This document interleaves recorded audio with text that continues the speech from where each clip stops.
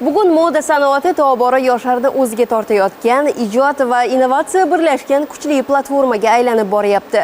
Ana shunday yangi avlod dizaynerlarini tarbiyalayotgan loyihalardan biri mashhur dizayner Sindor tomonidan asos solingan Sindor Collection akademiyasidir. Kuni kecha ushbu akademiyaning onlayn kurs bitiruvchilari uchun bitiruv oqshomi o'tkazildi. Hozir shu haqda. Sindor Collection akademiyasi hozirga qadar ko'plab havaskor dizaynerlarga soha sirlarini o'rgatgan bo'lib, onlayn va offlayn tarzda ta'lim beradi. Unda nafaqat hamyurtlarimiz, balki Amerika Qo'shma Shtatlaridan ham o'qish istagini bildirib, bitiruvchilar safida bo'lganlar bor.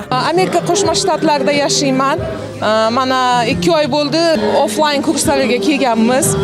Shuncha narsalarni tikib o'rganganlarimizga biz juda minnatdormiz. 3 oylikni o'z ichiga qamrab olgan onlayn kurslarim mavjud. Hozir 68 ta bitiruvchimiz bor. Kurs jarayonida men shaxsan o'zim kuratorlik qilib, o'quvchilar bilan o'zim savollarga javob berib, qiziqishlarini eshitib, ular bilan o'zim gaplashganim uchun men o'zim bu jarayondan zavq olaman. Har bir sohada jarayonni o'z ko'zi bilan ko'rib o'rganish ko'p hollarda yaxshi natija beradi. Ammo bu akademiya o'quvchilari buni bir necha oy ichida onlayn tarzda uddalashdi.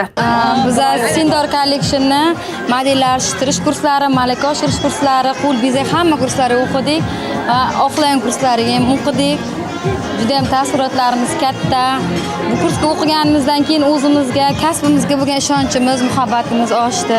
Men Nukus shahridan o'qiganman, bir oy offlayn guruhida. Hammasi ideal darajada. Hozir men 20 yildan beri tikish qilaman, lekin baribir asos andozasiz bichardik-da. Hozir endi hammasi asos andoza bo'yicha zo'r chiqyapti-da.